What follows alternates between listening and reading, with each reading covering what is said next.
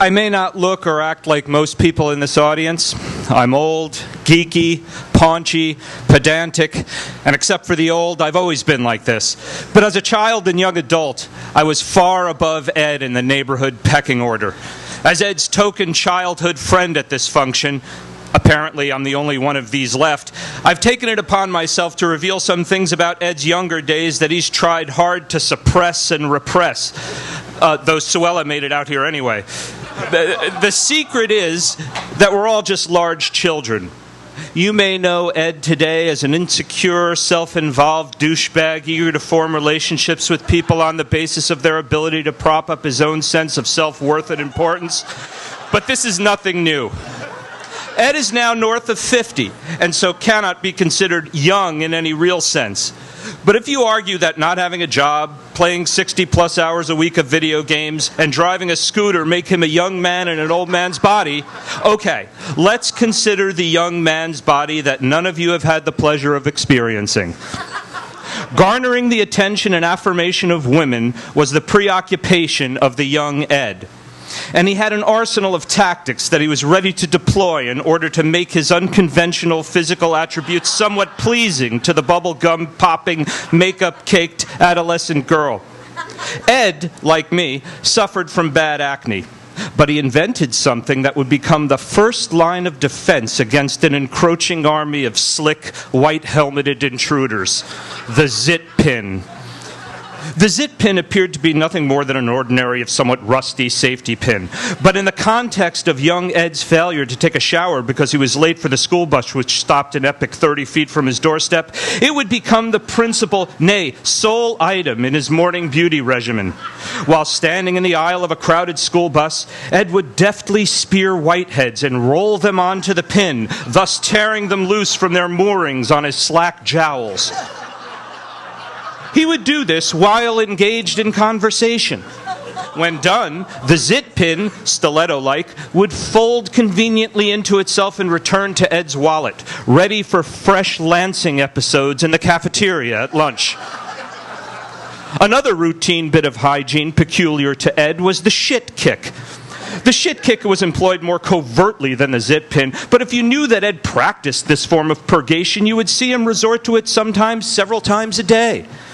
Quite simply, when Ed found himself with an unwanted turd in his drawers, he would, again while in conversation with one of the good people of Monroe, shake his leg as if his foot were asleep, sending the bolus of fecal matter tumbling down his pant leg and onto the ground.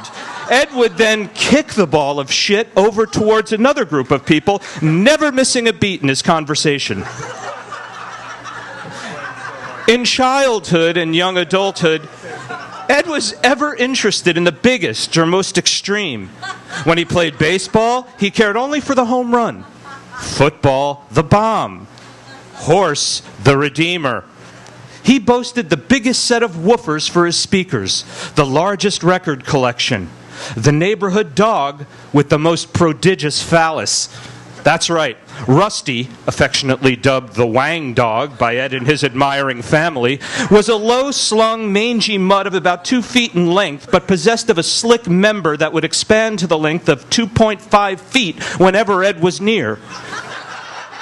Ed could often be found scouring the streets of the neighborhood led by Rusty, a divining rod pointing the way to the likes of long-legged Janet Abrignani or the Nash twins, Heidi and Rhodey, with their flouncy French poodles and chests. Ed's addiction to superlatives led him in later years to have the loudest car in the neighborhood, a convertible black '65 Mustang. Because he was among the most negligent drivers in New York, it would be the first of many Ed-mobiles. It met its sorry end in typical Decker fashion. Away all night at a high school graduation party, the intoxicated bastard was driving home in the harsh light of morning and fooling with his 8-track when his Stang veered lazily off the road and into a ditch, bottoming out and dying. Decker walked home and borrowed his parents' Studebaker, in order to drive back to jumpstart his Mustang, only to total that car on the 2-mile ride back to the original totaled car. Me and Ed grew up in a small town and became aware together. He's always been addicted to the boldest gesture, the biggest, the loudest. He was brave enough to pick up and move away from Monroe to San Diego without knowing anyone in California. Everyone thought he was doomed. He became a bartender without any experience. He became a powerful writer, a mote in the eye of the ignorant and intolerant, without any training. People always underestimate the, quote, horny little bastard from Monroe, unquote. That's one of his strengths. He's my best friend. What a mirthless, diminished thing the world would be without him. Thanks.